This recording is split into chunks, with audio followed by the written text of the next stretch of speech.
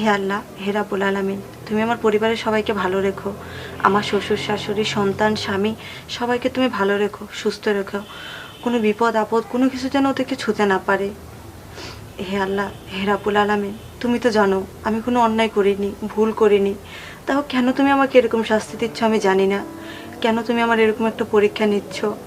মাবুদ গো, তুমি তো জানো আমার সাথে ওই লোকটার কোনো অবৈধ সম্পর্ক নেই। তাহলে কেন আমার শাশুড়ি আমাকে এত ভুল বুঝতেছে আমি জানি না। তুমি আমাকে রক্ষা করো, আমার পাশে থেকো। তুমি তো অন্তর্যামী, তুমি তো সব জানো।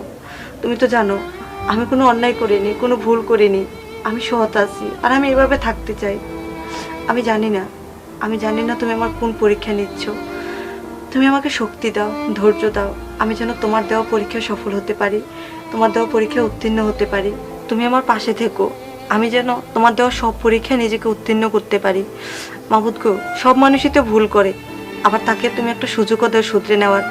আজাদ কাকাকে তুমি একটা সুযোগ দাও, সে যেন নিজেকে শুধরে নিতে পারে, ভালো হতে পারে।